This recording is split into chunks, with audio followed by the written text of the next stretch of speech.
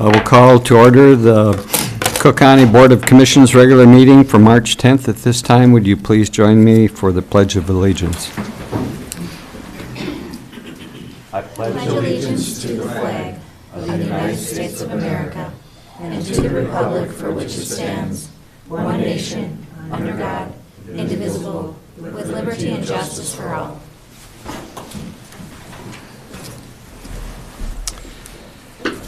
Welcome, everyone, and to the public that are viewing. Are there any adjustments to the agenda? Having none, we'll go forward with that. And do we have a motion to approve the agenda? So moved. Okay. Support.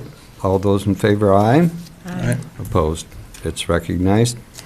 This time we'll have a special moment of silence, and I'm calling on Sheriff Eliason to commemorate one of our own.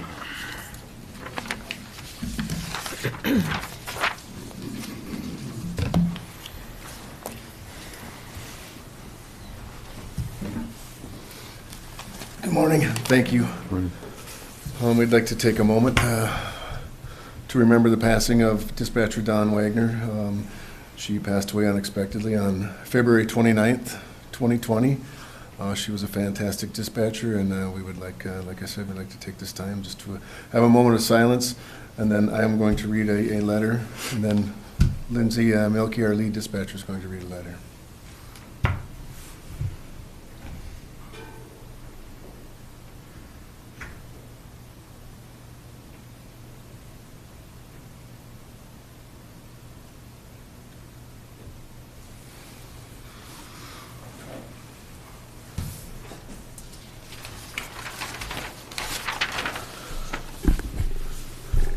Dispatcher Dawn Wagner was a treasured member of the Cook County Sheriff's Office for almost 3 years. There was never a time that the staff of the Cook County Sheriff's Office or the citizens of Cook County when you could not rely on Dawn if you needed something. She was a career 911 dispatcher working in both Colorado and here in Cook County. Dawn's terrific attitude towards her job was an inspiration to everyone. Her compassion and empathy for the public when we were in a time of need was nothing short of remarkable. She held her co-workers in high regard and acted as the mother hen towards the deputies and other dispatchers. Her laugh was infectious, and her big personality always filled the room with positivity and light. We will miss her dearly at the Sheriff's Office, and I do not doubt that her presence will be lost in the community as well.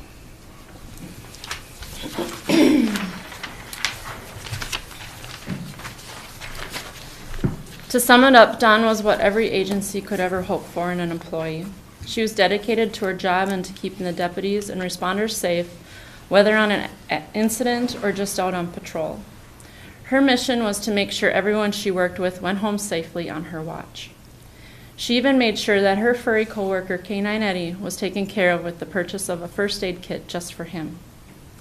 She always arrived about a half hour before her shift started, most of the time with a big smile on her face. However, on the days she wasn't smiling or greeting you as you walked in, you knew she was ready for a little break. She filled in when shifts were needed to be covered and hated it when she had to miss a shift herself. When she wasn't handling a call, she kept herself occupied with office work. She revamped our forms we use here in dispatch, updated call-out lists, and she also had created cheat sheets. When she had first started, she had found very useful as she had transitioned from a very large agency where she only had to focus on one particular job at a time to our small agency where the dispatcher was also a jailer and had lots of other hats to wear within a shift. She passed on these notes to make sure dispatcher jailers after her wouldn't feel so overwhelmed during their own training period. She always reminded us to take pride in our work and to remember we aren't just dispatchers, but we are a vital link in the emergency response system. She loved her job and she loved her law enforcement family. She always made you feel like you mattered and even put your needs in front of her own. She was always the dispatcher 24/7. She will be missed by us all at the Cook County Sheriff's Office, and her voice will carry on within our own voices with every page we send out. Thank you for your time, and I appreciate the chance to speak on the behalf of our dispatch center. Thank you. Thank you. Appreciate you taking the time and You know, this is always gives us pause to think about our employees and what they give to the public, and this is a prime example and a sad example that we have to recognize that, but I know that we as a board really appreciate our employees and all the work that they do in serving the public. At this time, we'll have the public comment period. And, this is an opportunity for people to come before and make comments to the public and to the board. This can be about any county concern. When invited to speak, please speak into the microphone, raise your hand, and I'll call on you. Sign in to state your name, address, and the topic you are addressing. Members of the public may speak respectfully for up to 5 minutes. The public comment period is limited to a total of 30 minutes unless the board chair extends that. At the board's discretion, the board may agree to schedule matters addressed during the public comment period during the current board agenda time or at a future board meeting. All discussions must be respectful in nature and must be directed at the board, not at other members of the public. And so if you'd raise your hand at this time, come forward, please. Harvest, good morning.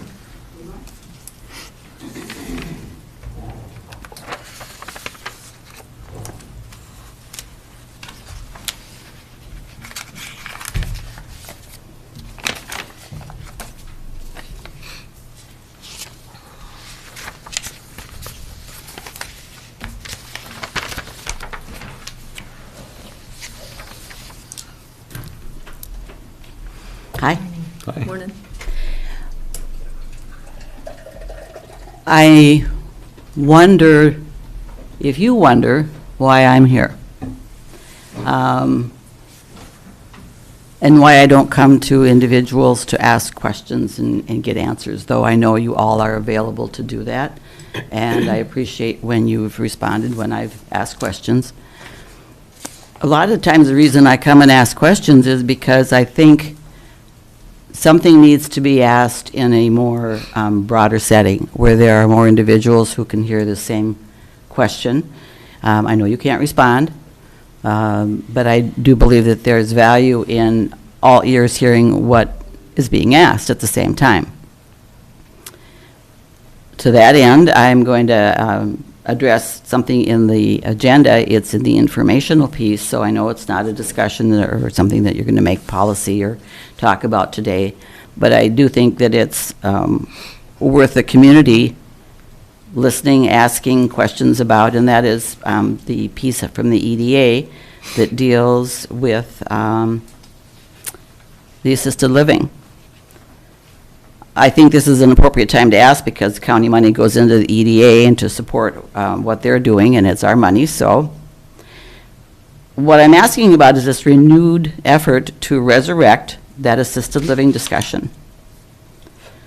Wasn't it about a year and a half ago that there was a developer looking at 25 units and they pulled out once they realized there was no one here to fill the jobs? There was no one here no place for those people to live, and was the population here to fill the units?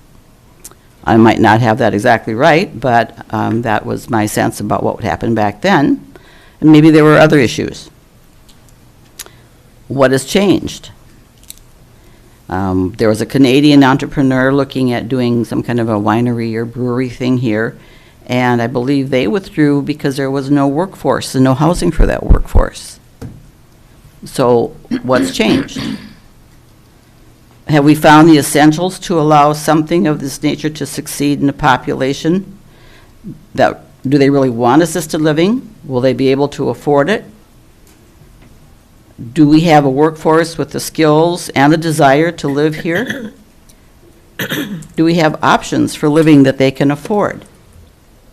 There's a discussion ongoing as well with the one-roof housing and what's going on with those units and what are we going to do and how are we going to get those sold. Just some thoughts as we look for ways to not spend our money and not run around the block one more time. Thank you. Thank you.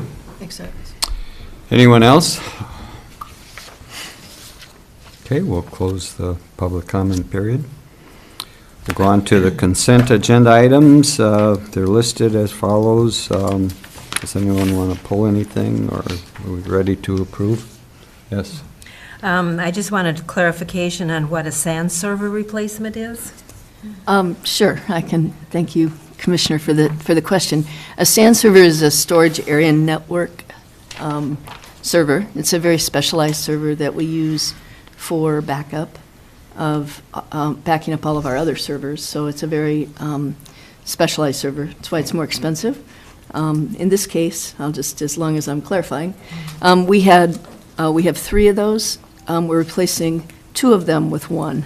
So because of some changes in networking and in technology, instead of asking for 30,000, we're asking for 15. So Okay, thank you. Would you like to keep that on there? Okay. Anything else? Entertain a motion then to approve the consent agenda items. So move. Okay, support from anyone? Support. Okay. All those in favor? Aye. Aye. Aye. Opposed? Passes. Okay. Go to an informational update from Sheriff Eliason on the dog pound. We had some information on our packet on that. Thank you for providing that pretty extensive information, at least on the statutes. Good morning. Morning. So, I'm not sure if everybody knows, but the city of Grand Marais will be getting rid of the dog pound building down at the rec park for expansion purposes in the near future. I think they're talking about next fall. And so we will be without a dog pound if we don't get another building up. And we need the dog pound for several reasons. The number one reason is to enforce the leash law with the city of Grand Marais. We are contracted to enforce that. Another reason, we do get stray animals brought there, which Arrowhead Animal Rescue takes care of, and they do this all voluntarily. I mean, so we have a spot for them to take care of these animals until a home is found. And the largest reason is, as I explained in the correspondence, is statutorily, if a animal bites a person, we are required to quarantine that animal for 10 days. And so we need a safe spot to quarantine these animals until they're either they're tested for rabies, they're tested for other things. So having a pound is very important to our operations, and it's also, in my opinion, it's very important to the citizens of Cook County. Okay, any questions? We'll have a discussion on this. So, Commissioner Dukert? Molly had her Oh, hand up go ahead. first. You can go ahead. I'll go. When's the last time we quarantined a dog for a bite? Every time a dog bites somebody. I don't know when the last time it was, but we have done. Because I wasn't aware of that. My dog bit somebody and she's in heaven now. That's Yeah. how I handle dog bites, which is a different kind of quarantine. There's a lot of statute and requirements in here, so if we build a pound, are we required to abide by all of those, or are we currently abiding by all of that? I would have to say that the current pound does not match up with a lot of those specifications. I reached out to the, Minnesota Department of Health and explained what we were trying to do, and so they emailed me those specifications to build a new pound, because when we build a new pound, they will need to come up and inspect it before we can start using it. Which sounds like staffing and training, and, I mean, There will be some of that, I would imagine. God bless Arrowhead Rescue, they do an amazing job, but I know they don't know any of this stuff or have the ability to follow through on that. No, they would have to be educated on that, and like you said, God bless their hearts, because they do all of the staffing for the dog pound. Currently, they exercise the animals, they feed the animals, they make sure the animals get back to their owners.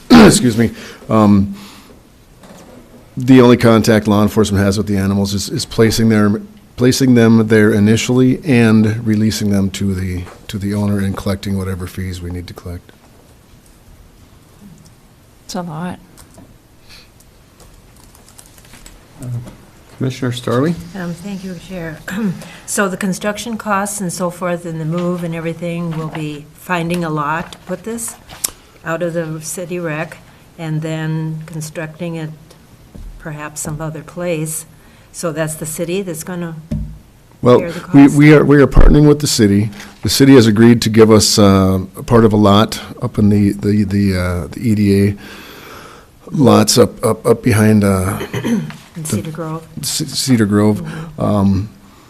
They have agreed to, like I said, give us the lot. We are talking to the school right now with the industrial arts program to see what availability they might have to do some construction. As of right now, I have not received an answer, and so for our due diligence, we need to contact probably a contractor or more than one contractor and try to get a price for this new building. Any idea how many animals over a year's period are, I don't right now, no. because in building a new place, maybe bigger than what's already down there would be required? It might be a little bit bigger. I don't think it has to be too much bigger than what we have already. Anyone else? Attorney Hicken, especially on statutory obligations that county, city, do you have anything on that? Right. A couple of questions, and I don't normally ask questions, but I just saw the rules in the statute that you shared.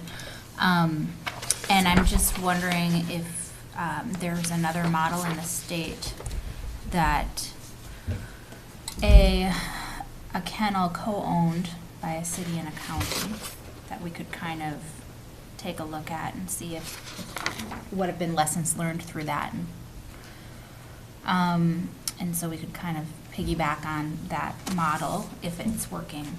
And the second thing is there a model for having a publicly owned kennel that is then kind of run by volunteers, or volunteers do the staffing?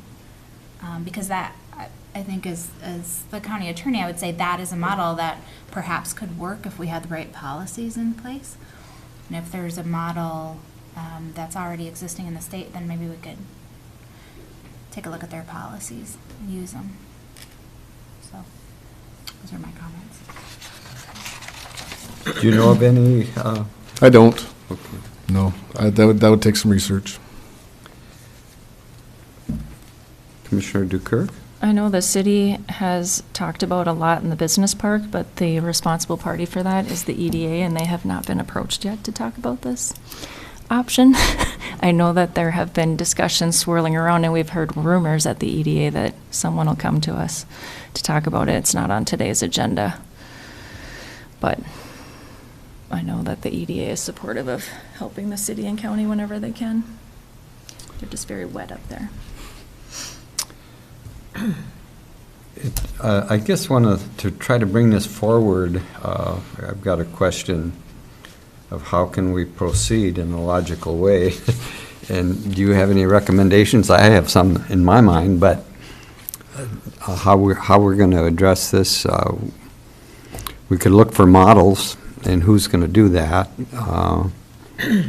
And it would appear that it would have to be some kind of joint powers agreement if it was a mutual kind of endeavor. And then we'd have to go through a process for that. And then we have a timeline of less than a year. Yes, there's a ton of work that needs to be done in a very short time. There's no doubt about that. And so, you know, we have, it's myself, the mayor, and the city administrator basically doing all this work right now. And we're plugging away, I guess would be the best Okay. term. So for our next step, could we sort of anticipate that something will come forward from that group? Or would you want some involvement from more people from the county? Well, that's a very good question. I will have to contact the two of them Okay. And I don't see why we would not welcome more help. Like I said, we have a ton of work to do, and we don't have much time to get it done. So yes, I mean, the more hands, the less work for each person. Okay, so for that, we would look forward from you to see if you Sure. welcome or solicitate Sure. any help from us as the county, whether it be staff or commissioner, and then we'll go forward from there. Yes, I will. I'll get a hold. Or I'll make sure I contact Rena, and then we'll get something going. Commissioner Deschamps? Yeah, can we put this on the public safety agenda for tomorrow? maybe? Absolutely. Okay, that's good. We're meeting tomorrow morning at 8. It's another good place to vet it. Yeah. Okay. So let's forward that to that agenda and then see what happens and hopefully get this on the agenda again within maybe a month or so. Sure, that sounds And good. work through our interim administrator. Okay. Absolutely. Thank you. Any more questions or comments? Commissioner Dukert? Off the dog pound and back to earlier today, your dispatchers are stellar. As a volunteer, listening on the radio, sitting there as a volunteer being frustrated in the lack of volunteers that we have in the community, your dispatchers have never lost their cool on the radio. They've remained a calm voice to the community. I don't know what we would do without them, and it's sad to lose one, but they need to know that they are incredibly amazing people. I couldn't agree more. Thank you. Thank you. Okay. So thank you for coming Thank forward. you. Look forward to hearing from you, and we'll see you tomorrow morning. All right. We'll go to our attorney. The next agenda item on bylaws drafting follow-up, and as of, I think, 6 o'clock this morning, we had something on our emails that has an update as a result of more research, so thank you so much for doing that, Attorney Hick, and she did a lot of research yesterday or last night or early this morning on some updated information that we're going to share. But let's just go through your presentation, and then we'll get to that point later.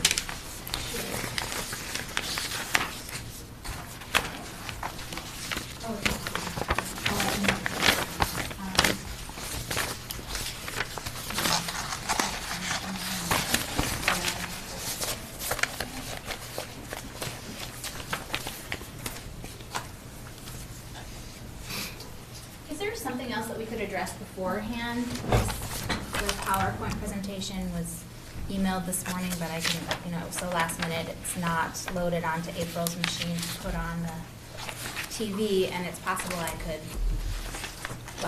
can definitely get it up there if we put another agenda item in between.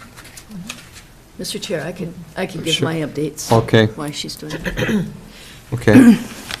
So we'll hear from our interim administrator for updates. And before you do that, I would just like to recognize your work that you've done on the coronavirus. I know you've been spending a lot of time on that, and I think it's really speaks well for how you care about our employees and our community, and we're thinking ahead the best. And no other time is it so important to remember that an ounce of prevention is worth a pound of cure. That's right. And it's definitely in regard to this situation. So thank you for all you're doing. And with that, I'll turn it over to you. Well, thank you, Mr. Chair and Commissioners. Maybe I should just start with that first. We have, of course, Mike Keyport as our emergency manager and Grace Grenager is our public health nurse, and both outstanding employees, and have shown great leadership already in our community-wide, county-wide planning. But like most organizations, we also need our own specific plan. Their concern is bigger things like, vaccinations and road closures and, declarations of emergency and sort of that bigger picture and the how all those parts are connected. But within county government, we need to look at what are our essential services and what happens, if a state of emergency is declared. Do we shut the courthouse? How do we do public meetings? Do we go to multiple shifts? Do we have people telecommute as a way to mitigate the spread of the virus? So spent some time with Mike and Grace and also our HR director, Pamela Dixon, and tried to make an outline of the things we need to address. One of them is a good inventory of our essential services, and the other is an understanding of how prepared we are from a technology point of view to send people home to work. So right now, we're gathering that information for having department heads gather the information about what are their essential services, what are services, on a ranking of 1 to 4, things that could be put off sort of indefinitely, sort of that background data entry, different kinds of things, versus things that maybe are level 2, which we have statutory timelines, that sort of thing. So we're gathering that information right now. We'll also be looking at what are triggers for acting out different mitigation actions, and what our governance is for making those decisions. So those are next steps up. Once we gather the information, next week I'll be bringing the department heads back again to look at their plans with them and talk about some key things like what's different about managing people remotely, because that's not something we do generally. We'll also start having people go home with those PCs. Excuse me. Dry throat. Really, I'm not sick. Anyway. Go home with those PCs, work from home. Our communication team next time is going to actually have a Skype meeting to see how that works. So start practicing some of those things because, as we can see, things have moved very quickly in different communities. And you might think you can do something and then you send people home and you find out they really can't work from there. So trying as much as we can in a very short period of time to outline and gather information. Information is key. Once we have all the information in front of us, we can make decisions as things change. So that's where we're at with that right now. Moving along at a pretty aggressive pace on that. And, people say, well, what if it blows over? You've spent all that time. Well, if it blows over and if I spend all that time, I guess that's okay. It's better than not spending any time and not having it blow over and then not being ready. We have an obligation to the citizens of Cook County to make sure that they're safe, that they have services that they would need, particularly in a crisis, and so take this very seriously.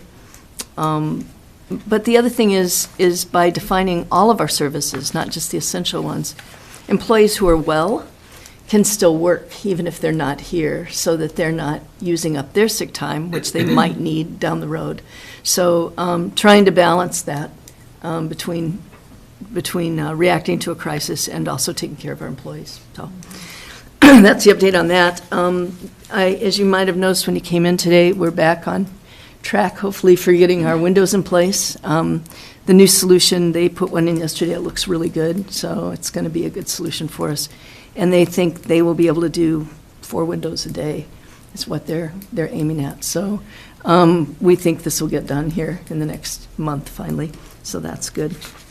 And one other thing that I wanted to ask you about, and maybe you don't have to decide, but we have tentatively scheduled our first public forum for March 30th, and now I'm wondering if that's a good idea, because we could schedule it and plan for it, and then a lot of public meetings going forward might be getting canceled.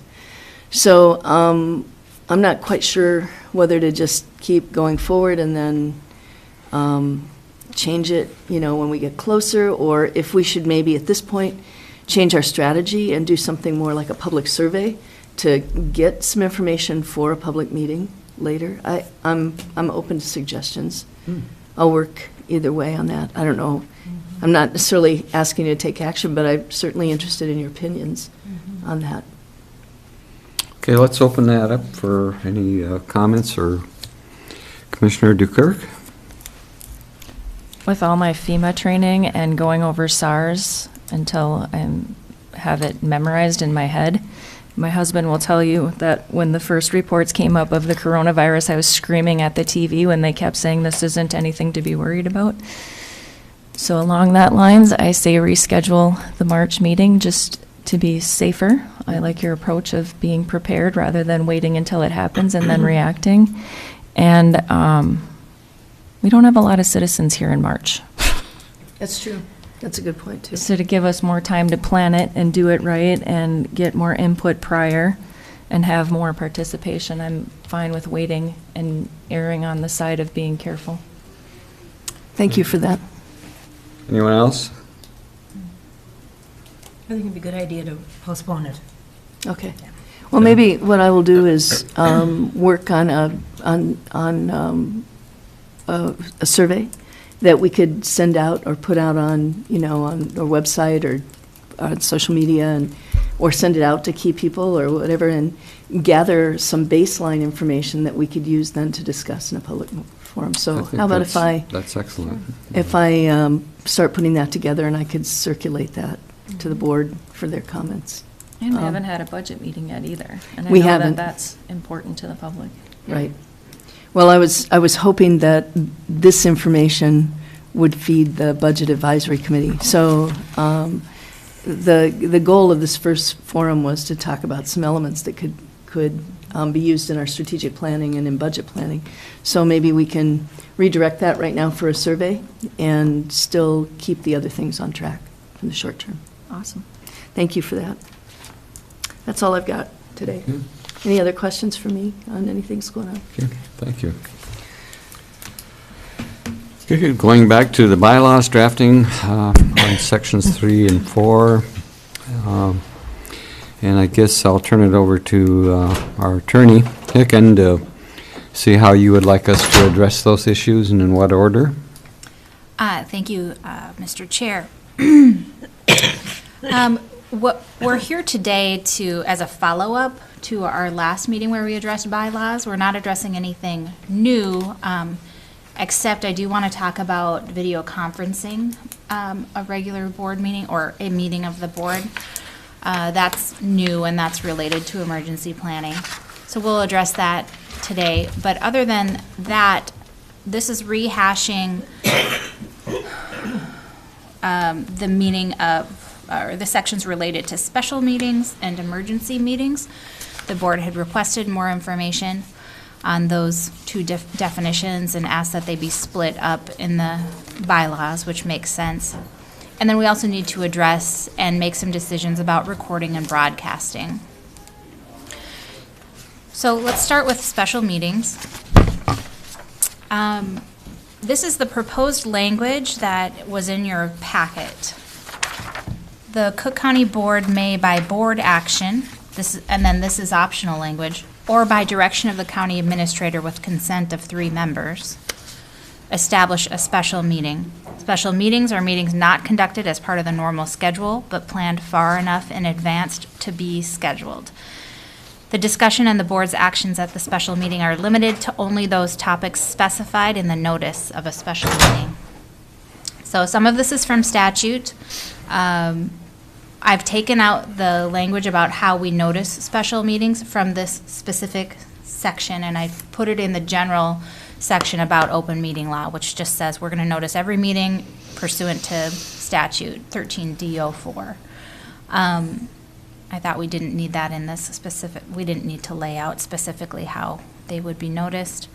The other statute that I think comes into play is 37507, which talks about how a board calls a session. Essentially, each member of the board needs at least 10 days' notice. And that can be waived if the board agrees, if everyone consents to having less than 10 days' notice.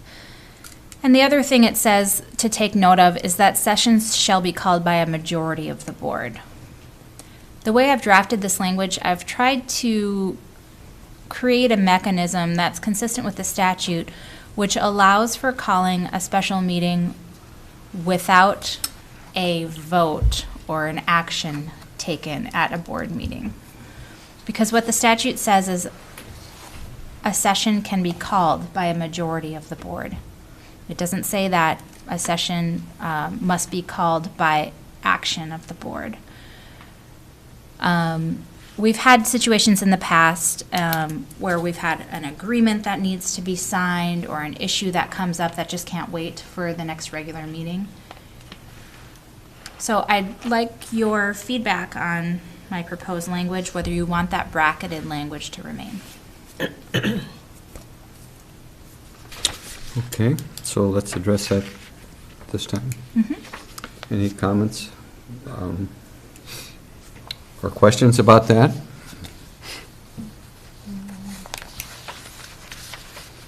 If none, then let's see if we can take action on that.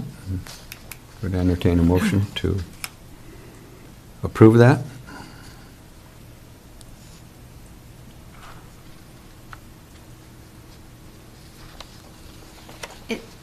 Are there other suggestions for the language? Are people uncomfortable with this language for any reason? Point of Commissioner. order. Are we not approving the entire document when it's complete? Are we expected to take a motion on every paragraph?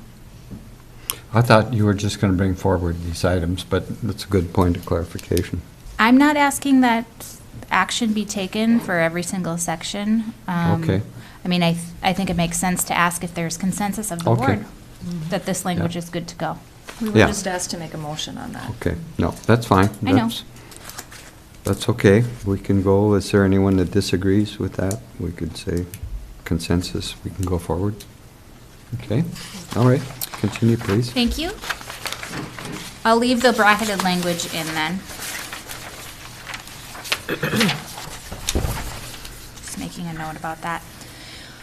Moving on to emergency meetings. The proposed language that's in your board packet is emergency meetings are called because of circumstances that in the board's judgment require immediate attention. Emergency meetings should be used rarely and for circumstances where public safety is jeopardized.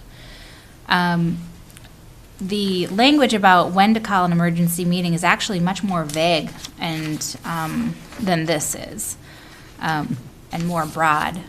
This language comes from an opinion issued by the Minnesota Department of Administration, which runs the Data Practices Office for the state. So I thought it provided a good balance, a little more direction as to when an emergency meeting may be called, but it's broad enough that we can fit a variety of different circumstances, that we may not anticipate into this. One of those circumstances is clearly if we need to declare a local emergency. And that's something that's on our minds right now as we do emergency planning. So are there any concerns with this language, or would you like me to include it in your draft? Okay, comments, questions? Commissioner Storley? Thank you. We've already had a couple emergency meetings, and the circumstance came up with the topic. So does it matter on the topic, just that it's an emergency? We decide that it's an emergency. I'm not aware that we've had any emergency meetings called, at least in recent past. We've had special meetings. Special, okay. And yes, there is that concern that whenever you notice a special meeting, you notice it with the purpose for that special meeting, and the discussion must remain kind of within the confines of that purpose. There are different notice requirements for emergency meetings, which are in statute. They're detailed. I didn't go into it here because I don't know that that's the purpose of our bylaws. For example, does it require us to notice the actual purpose? I'm looking at the statute right now. We likely could easily define the purpose of an emergency meeting. And whether the statute requires it or not, we probably should include that in our notice for transparency. There are special requirements for noticing emergency meetings that make sure that it gets to all of the entities that are likely to spread that information, like news media. Yeah, so I can answer questions about notice if you'd like by reviewing the statute. So would the notice be, like for us, via radio, website, to get out to the public? It says that the public body shall make good faith efforts to provide notice of the meeting to each news medium that has filed a written request for notice. Shall be given by telephone or by other method used to notify members of the public body. So you make phone calls. Notice shall include the subject of the meeting, so it is required by statute.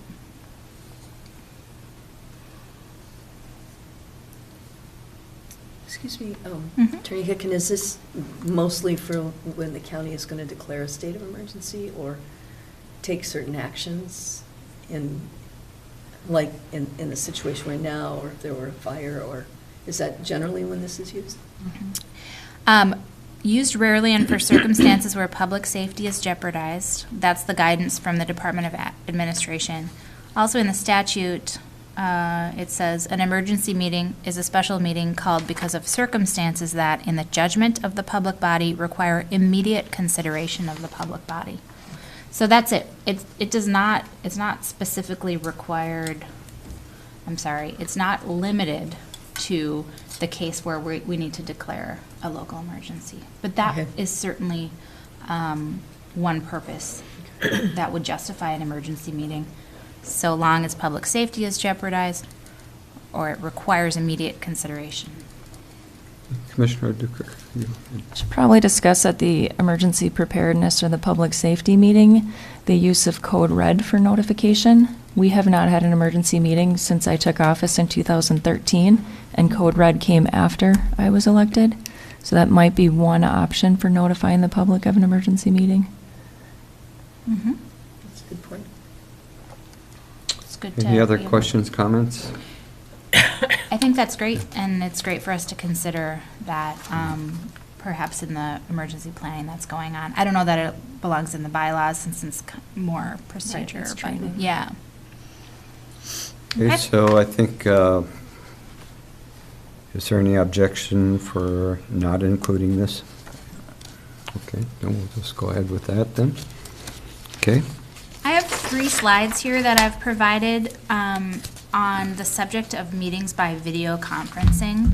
I'd like to go over the first couple slides and then talk about my specific advice for you. This information comes directly from the statute and also from a Minnesota County's Intergovernmental Trust, or MCIT, publication.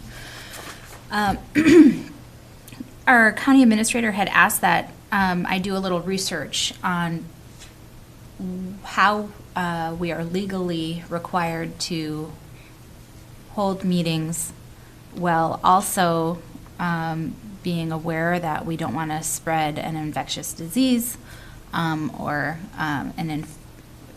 an epidemic level, COVID or outbreak. So we should bear in mind that video conferencing is allowed under the statute. I'm going to limit the scope of this conversation, at least at first, to members of the board phoning in or video conferencing in to a meeting.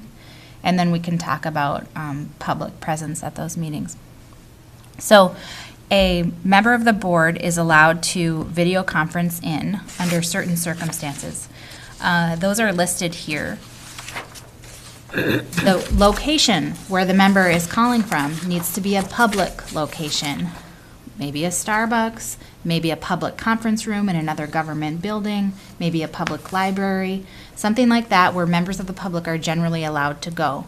It can be across the country as long as it's a public place. There has to be at least one person present at the regular meeting, at the location where you've noticed for your regular meeting.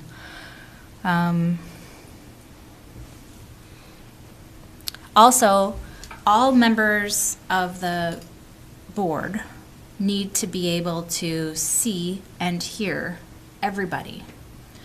So if you have 4 members of the board here and 1 remotely, the 4 members here need to be able to see and hear that person. That person needs to see and hear you simultaneously. if you have 2 appearing from different places and 3 here, you need to figure out the technology so that everybody is simultaneously displayed and heard. That also applies to members of the public who are in the boardroom at the regular meeting. They need to be able to hear and see everybody, despite the fact that there are members video conferencing in. So hearing all of those complications, I'm sure you can understand why we probably don't want this to be a common occurrence, or why it hasn't at least been common in the past. There are a lot of pieces that need to come together. And there are additional concerns that I want to go over first before I take questions, if that's okay. You need to provide notice of the location of the regular meeting and of any site from which a member of the body will participate. So we need advance notice of what's the public place you're going to appear in. You know, if you're traveling across the country and you need to appear, you need to identify first to administration what is that public place so that they can include that in the notice at least 3 days ahead of time. And then to the extent practical, MCIT recommends that if you're going to be doing this, you're also streaming or otherwise broadcasting the meeting so that members of the public can see it simultaneously. And then just the legal definition of a quorum does include, sorry, I need to get to the third bullet point. As long as each person is participating by video conferencing under the statute, you are considered to be a quorum. You know, every person has a valid vote. I just want you to think about a couple other things. These are I'm just inserting my own advice in here, not necessarily from MCIT, but I think it would be wise for the board to consider limiting the circumstances in which you'll allow video conferencing by a member to when it's necessary. You define what necessary means, but it involves staff resources to set it up. Technology inevitably fails, and that can interrupt meetings. You might need to reschedule a meeting, all of those things. Video conferencing impedes personal communication. We know how difficult personal communication can already be. To also put the barrier of you're talking to a screen can really cause a problem. And then finally, those statutory criteria that I listed in the first slide haven't been tested in a court of law, and what that means is we don't know how a court would interpret those requirements. So the guidance that we have is the non-binding opinion from the Department of Administration, and we don't know if a court would accept that. So it's, there's a risk there. I also think that we should maybe open up this possibility, especially in the current environment. So what I would ask for is just a general discussion about what you're comfortable with. We don't have to come to a consensus or agreement about what the language would look like, but I'd like to get the general opinion of the board about when video conferencing should be allowed. And then I can try to draft some language. I'd recommend that we put it right in the bylaws so that next time there's a question about this, you have some guidance, or your successors have some guidance on it. Okay. Commissioner Dukirk?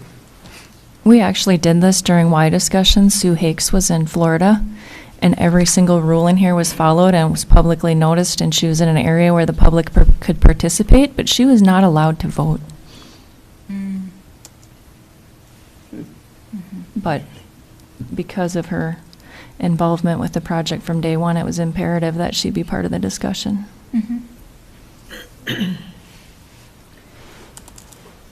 Excuse me, just a question about that. Was that decision made by the county attorney then at that time?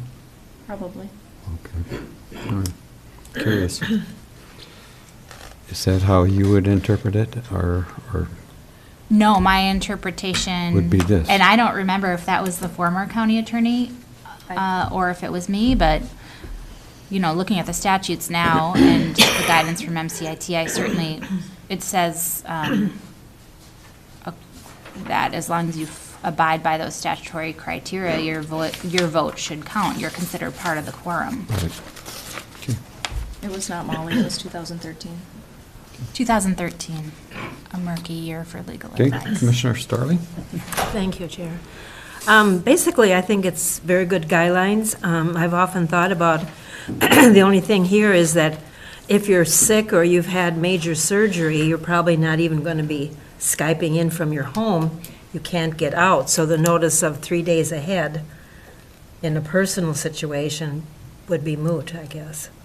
If you're homebound or the sickness that's coming around, maybe you would just miss.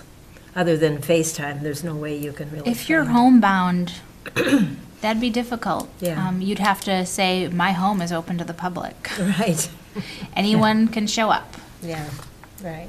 And that's what And I Sue- don't, I wonder if that would even, That's what Right. Sue did, and she was outside, and she had chairs. so, yeah, I mean, I think on a case-by-case basis, we'd have to look at, is this a public forum or not? A Starbucks or a conference room in a government building is clearly public. Yep. Other situations, a public park, I don't know, the park area in a condominium association, you're starting to get closer to the line of not public, In but, 2013, the ability to have reliable internet was at her house, not at a Starbucks. Mhm. That's why And she so took this that. might be why she was asked not to vote, because it couldn't be determined that, we were strictly within the confines of the statute. We were, it was just we didn't have a board policy or anything, and the understanding of the attorney at that time was that. Mhm. Yeah, I But, mean, I can. She had to notice it, and she had to say, I'm okay with people coming to my house, and. I would advise against, I mean, especially with current technology, you can find Wi-Fi in a lot of public places. Right, which is what she would do Yeah. now, but back then, she didn't have a technology resource except for her home. Sure, that makes sense. Any other questions, comments? I guess, would anyone be against including this in our bylaws? Okay, then we'll move on. Can I just ask, do you want it to be a limited exception? If there, should Extremely there need to limited. be like there needs to be a medical reason or, it's It's already unavoidable? It's that already kind of thing. extremely limiting by its rules. Yeah. Yeah, good point. Okay, I'll come up with some language and you guys can vet it. there possibly could be some language in there that it's emergency, and there's no other way to do it. Okay, Yeah. and then the other item that has been updated a little bit is recording and broadcasting, and you have some new information for us on that. Yes, so the slide you're looking at right now is the language from your packet. It's very binary, and what I mean by that is it's kind of like everything is recorded or, let's see. The second option is all meetings of the county board are recorded, live streamed, and archived. The first option is regular meetings are recorded, live streamed, and archived, but work sessions are not recorded. And I regret that I set it up in this way because I feel like it sets up a very contentious issue in an us versus them, because I know that there are strong opinions about this, and there should be. And there's some other proposed language I'd like you to look at. This comes from Commissioner Bersheim's suggestion, and I think it allows a little wiggle room and tries to make it fair and equitable. It says, all public meetings of the county board held in the commissioner's room at the courthouse are live streamed and archived on the county's YouTube channel. With the exception of meetings closed for attorney-client privilege, all closed sessions shall be audio or video recorded, but shall not be broadcast. And finally, board gatherings not governed by open meeting law are not recorded or streamed. So before discussion or before I take questions on this, I just want to point out a couple things. The first paragraph makes a default rule that basically all meetings in this room are going to be video recorded.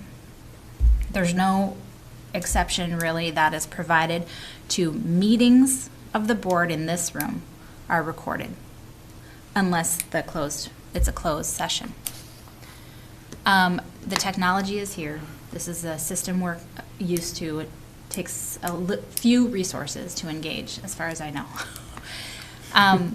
The final paragraph is meant to create an exception to that when it's not a meeting. Okay? If it's not subject to open meeting law, then it's not a public meeting under the law.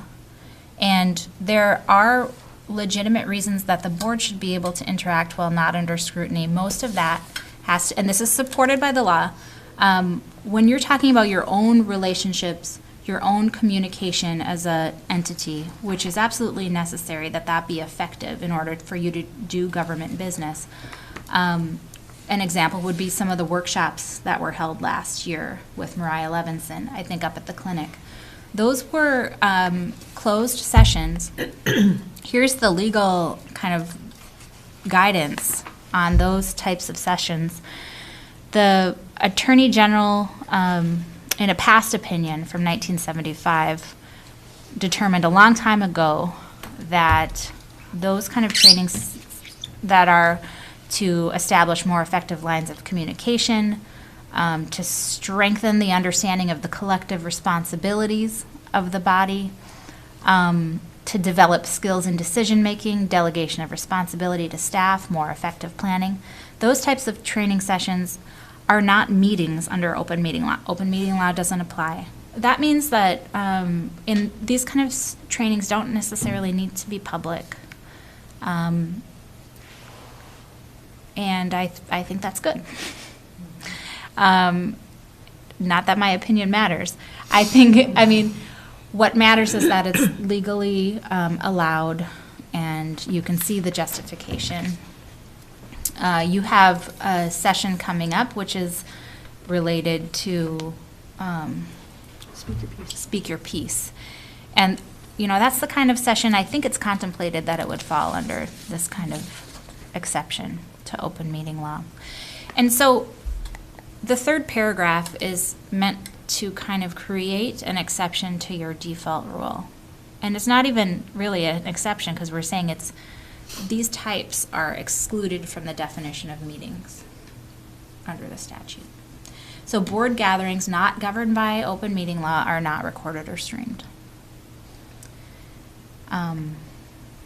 Questions? Commissioner Dukirk?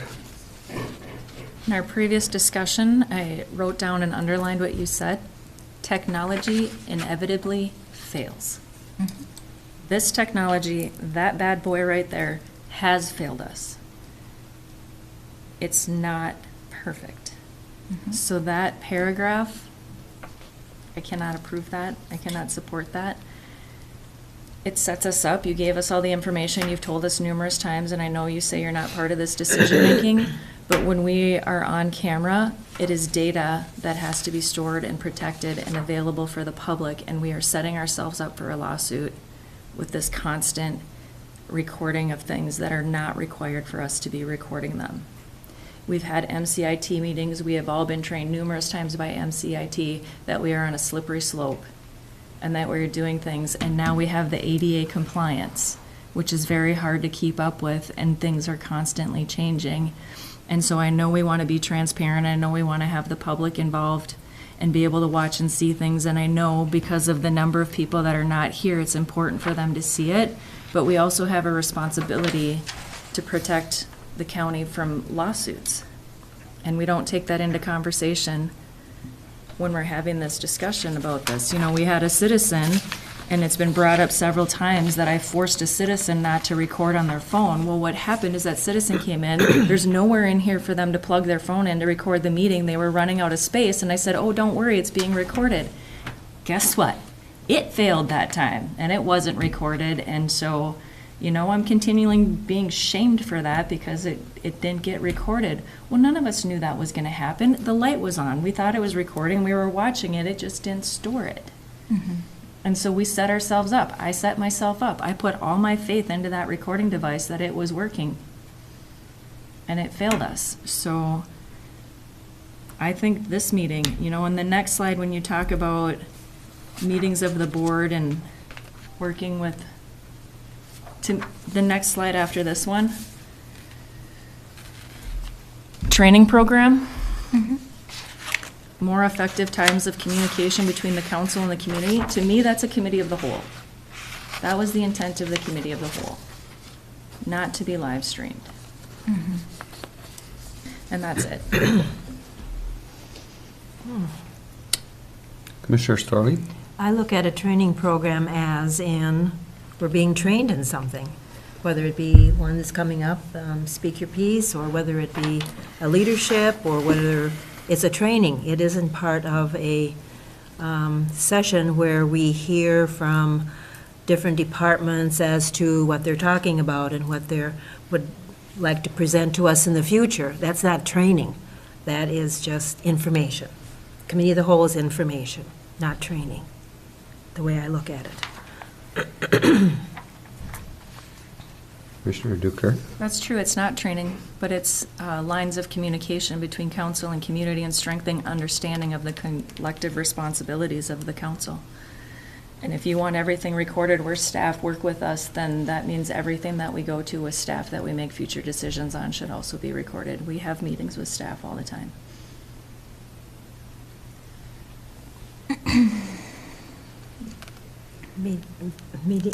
Do you- Go ahead. Meetings with staff and not in this room. Yeah, Commissioner, or Attorney Hicken? I'm wondering if you want me to respond at all to Commissioner Dukerk's concerns. no, I'm just repeating myself over and over again, and I know that I'm the lone wolf over here, so I just want to say it one more time so it's on the record, because I like to hear myself talk. Go ahead, and then I'll ask a question. I guess the reason that I've proposed this language, I'm not advising against a policy or a procedure which regularly records and broadcasts meetings. I know that MCIT has the strict line that they give, and that's part of their role as an insurance company. Essentially, they operate as our insurance company. The reason I'm comfortable with this language is because the county now has what appears to be quite a reliable setup that rarely fails. Of course, it fails sometimes because that's technology. But it's now been in place and reliably working. I know that mistakes happen, and you shouldn't be shamed for making a mistake. That's not okay. But I'm reasonably certain that we have the procedures lined up to adequately ensure that we can abide by this first paragraph. I am not certain that we have procedures set up where we can promise we're going to record everything everywhere. Right? So that's why I've suggested this language, and it is in your lane now to suggest different language, voice your concerns. So. I guess I would like to comment on some of the experiences that I've had. And when this was adopted in 1975, we went through this in the second largest school district in the state, so we really vetted it well and remember those days. That's why I brought it up the other day. But when you have a failure and you will have someone that'll try to have a lawsuit, there's the good faith issue that can you be sued if you have good faith? In other words, if it's an equipment failure beyond your control, I doubt if you would stand to lose in any kind of objection. I haven't heard of any because there's no fail-safe system electronically. The power could go out, unless you had backup power and everything like that. So I'm not that concerned about the litigation aspects of it, because I think it's, if you do everything, and your statement seems to fit that. I'd also like to comment that, I think we've had a practice that people are accustomed to, and I think we have some equity issues with when we are doing county business, and most of the items, at least from my interpretation, that we do at the Committee of the Whole are related to future decisions of the board. And sometimes there may be, preliminary discussions, but that's quite different than a work session. A work session is about development and improving your skills and to be better at your elected position or your job. And so I think that's why there's a real good distinction that could be justified here. And I would support that. I think it sort of provides us a framework where we can do what we need to do on the development sides, but also be open and transparent when we're conducting county business. Yes. And Commissioner Bersheim, also, I would add that we have added closed captioning now, which does help us address the ADA concerns, which I know Attorney Hickens had in the past. I share as well, but we have that in place and working now too, which provides even more accessibility to the public who might not be able to get in, or if they were here, if a person with a hearing loss were here, we're not providing somebody doing sign language. So this does provide that capability to people with certain disabilities as well. So the issues that we had in the past actually weren't equipment failures, they were network failures. And that's something outside of our control. Commissioner Dukert? So according to this language, the speaker piece would be recorded because it's in this room with the board. Except that board gatherings not governed by open meeting law are not recorded or streamed, and the way I've heard that session described, how we anticipate it to happen, it would not necessarily fall under open meeting law. And this isn't clear. I mean, if the public's reading that, they're going to say, it says, I know what you're explaining and I understand what you're explaining, and that's how I interpret it, but I think that this is vague. And Would it help if I moved that last paragraph up, or that last sentence up, and made it the second sentence of the first paragraph? So it was kind of right up front. I mean, I think that I probably will do that if the consensus of the board is that this language So is an okay. informational public meeting is not governed by open meeting law either? Because it's not a meeting. Okay.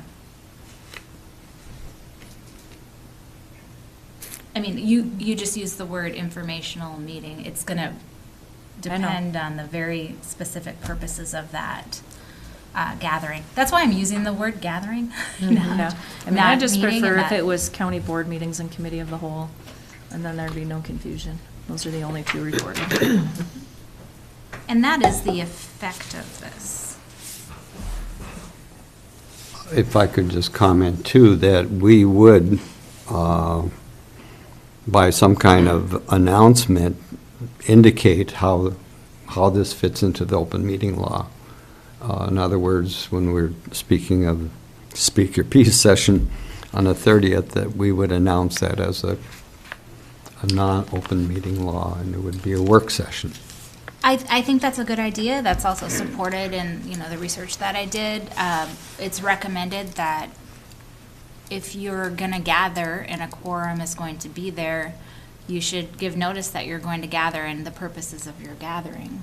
And then you can say it's a public meeting or it's non-public. And that adds to transparency, and it avoids the appearance that you are violating open meeting law. Commissioner Dukert? That puts more on all of us if we just change the language to be very specific of what we're recording. I mean, right now we have questions. Are you recording this or you're not recording this? Well, it doesn't fall under open meeting law. I mean, we're going to have an election coming up this year, and there may be two new commissioners here that have to learn how to explain that and learn how to say to the public and call whatever administrators in and say, does this fall under this description or not? I mean, if we just be very specific, then there's less questions. Anyone else want to comment on this part? So I guess, go ahead. Excuse me, but Commissioner DeKirk, the problem that, I don't mind being specific because I think that's helpful, but I think there has to be some broader language too, because sometimes a new committee or something different happens in the future, or we change the name of something. And then, and I guess we could address that by, just modifying the bylaws to do that.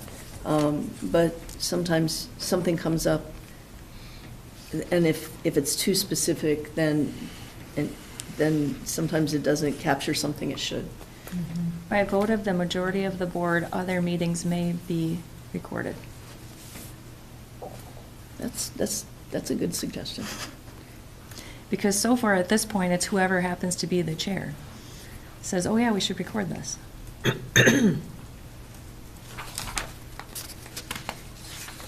Do you have an example of that? Yeah, we've been doing it for the last couple of years, where meetings have not been set up to be recorded, and somebody calls a commissioner and says, well, why aren't you recording it? Oh, well, we can record it, let's turn it on. And then some of us know it's recorded, some of us don't know it's recorded. So if we say all of the regularly scheduled county board meetings and committee of the whole will be recorded, and then the next paragraph will say, at the discretion of the board by vote of majority, other meetings may also be recorded. That also gives us the option, if we have a meeting at the community center that the board really wants recorded, then we as a board authorize the hiring of someone to do that. Attorney Hicken, do you see how that would fit in this? I'm bending my brain around it right now. I'm trying to interpret what Heidi what Commissioner Dukirk just said. I think what you said is all regularly scheduled public meetings of the county board should be recorded. And committee You of are the whole. not limiting that to meetings in this room, or are you? But we can. I mean, we don't normally have them in other rooms, but that's a question, because this room is used for other purposes, and we get sent to another room. That's not the public's fault. They're still By- expecting to watch it. But you can by majority vote, right? Okay. So, one moment, let me just see what I can draft up here. Shouldn't take too long.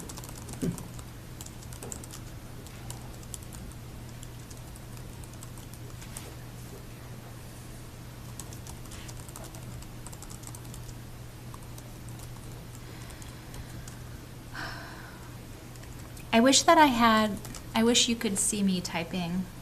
I wish my computer would attach to that and you could actually see the language that I'm typing. Maybe we'll work on that.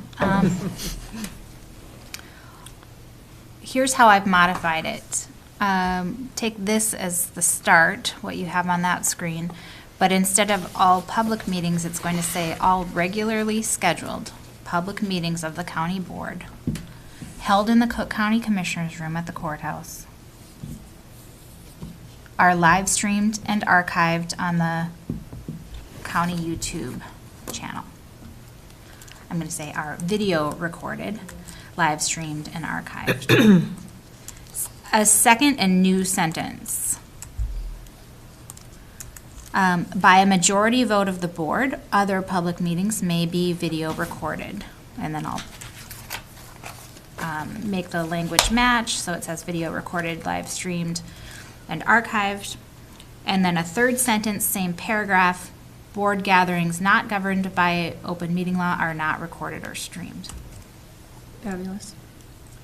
And then that, what is the second paragraph in your slide will be the second paragraph. We won't have a third paragraph because we've combined it.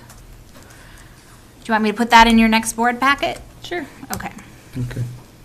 Consensus? So I on think that? we'll just bring this forward to the next meeting then, and take action. Any other questions or comments on it? Thanks again for all your work on this, Attorney Hicken. You're The rest welcome. of you. Next step would be next week. We will address rules of procedure. What I'm going to do is put in your packet a few pages from a few different counties' bylaws on this specific subject. Because this could be a detailed is this, I see a confused look on one commissioner's Next week. face.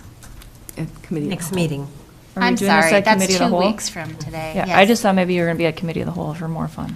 Committee of the whole is what I mean. Apologize. So anyway, the 24th will address rules of procedure. I think I'm going to hold up the packet that you got at the training session that Jay Squires did on good processes and good decisions. This has some good guidance. I'm going to use this in drafting. And then you have a draft that includes some language from, mostly from Scott County, I think. And if you want to see what other counties have ahead of time, you can let me know. Otherwise, they'll be in the board packet for the committee of the whole. Okay. All right, we'll move on to auditor. That's just a placeholder. I had no additions this week. Okay. Thanks for being here. Thanks. Human Resources.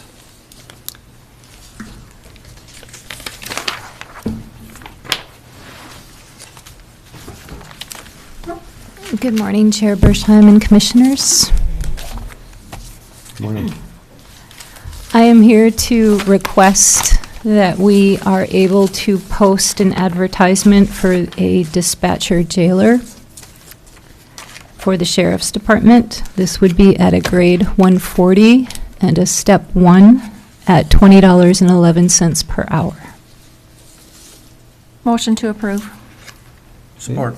Support. Any other discussion? All those in favor? Aye. Aye. Opposed? Passes. Thank you very much. Thank you. Employee concerns, commissioner concerns, commissioner reports. Do we have anyone that would like to make a report? Commissioner Dukirk? The public's not here, so I don't know how they're going to hear this.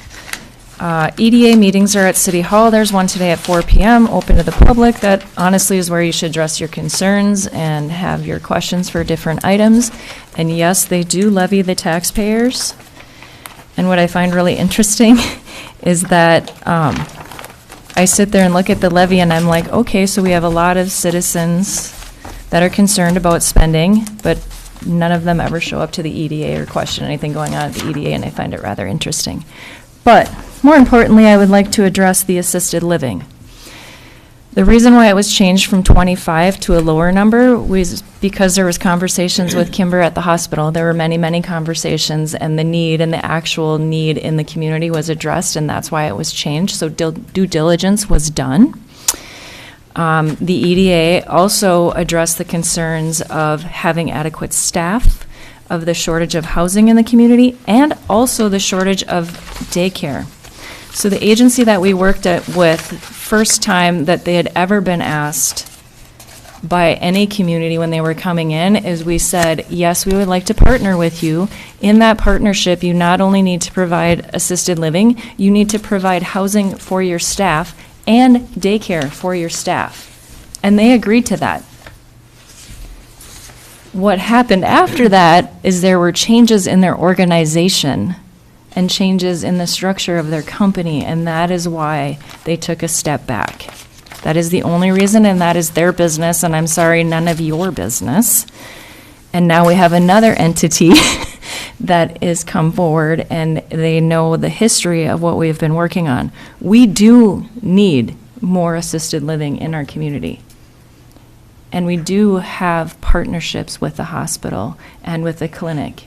And so the EDA is doing their due diligence. And so there is a meeting tonight and there is a discussion, and I'm sure part of that discussion again, and as many of you know, for assisted living, those are trained staff. Those are not just let's put out an ad and whoever can come in and do it.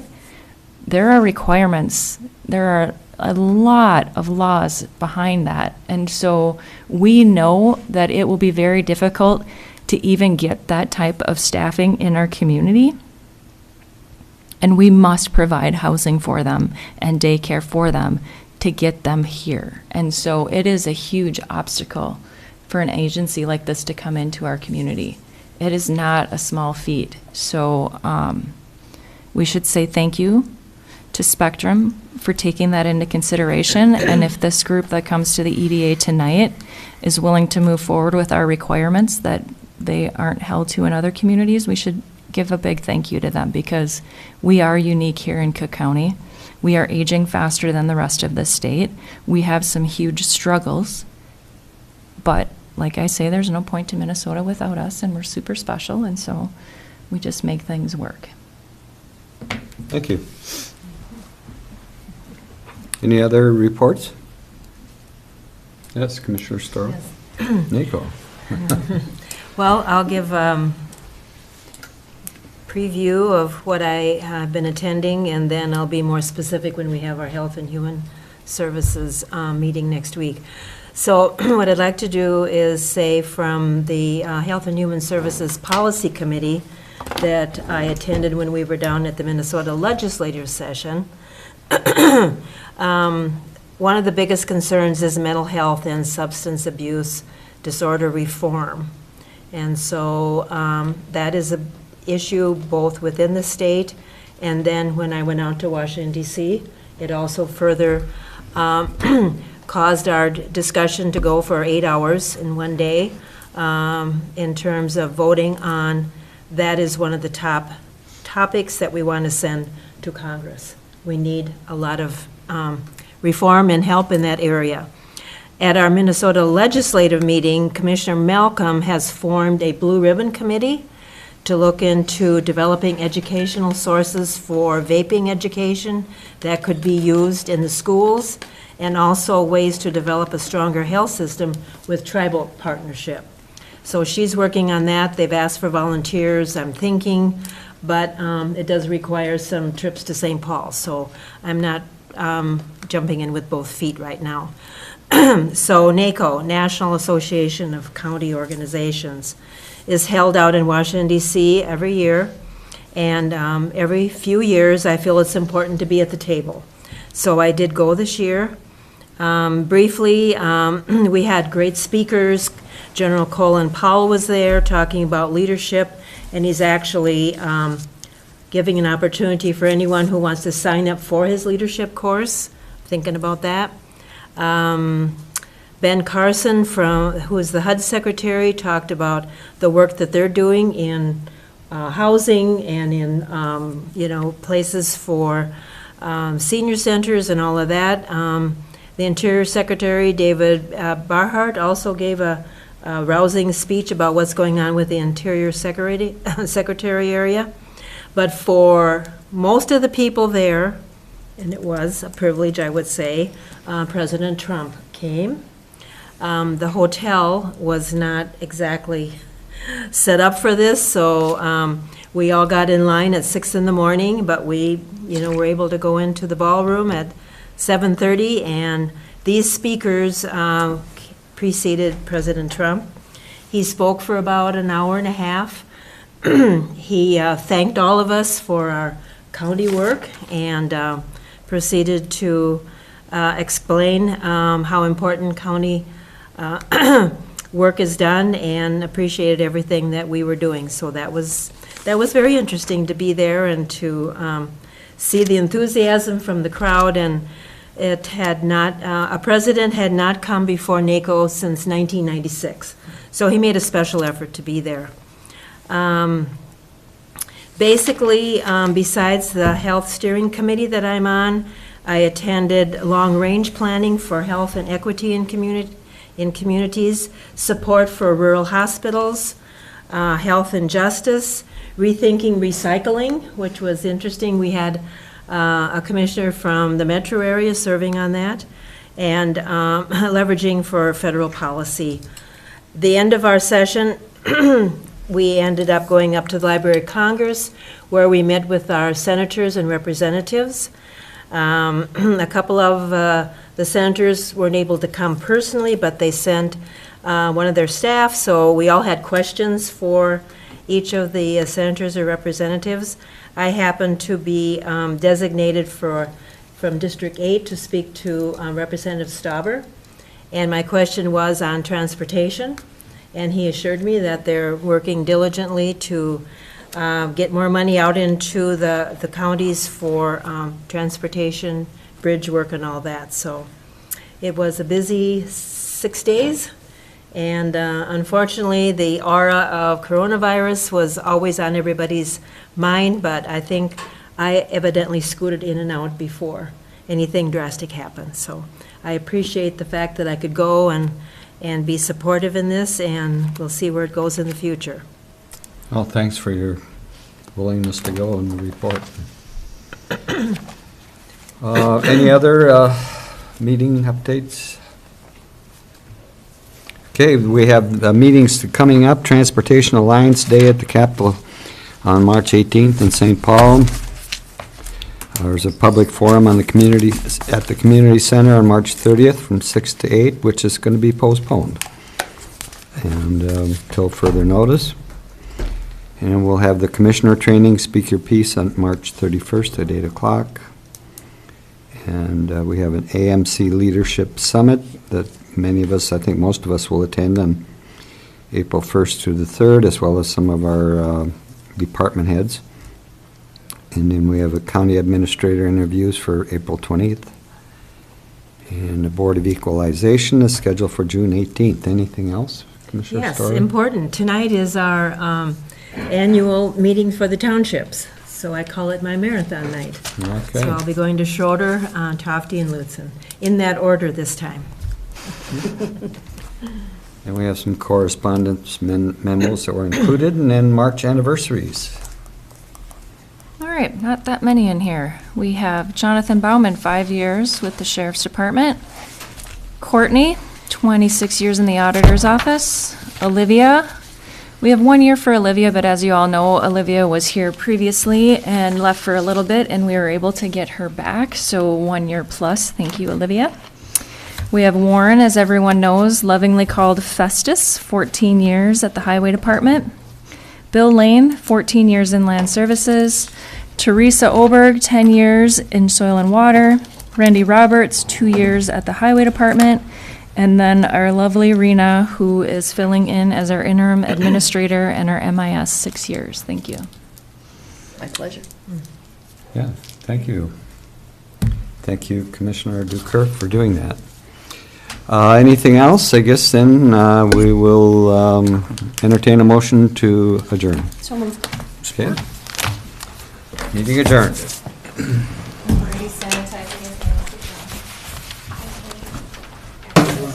Okay, yep. Yep, I can do it here. Yeah.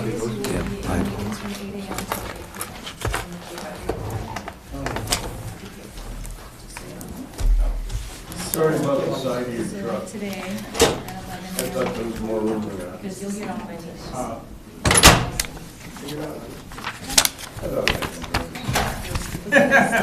It looked pretty clean sitting there when I pulled in next to it. Sorry, that's what it is. So, like today, you'll be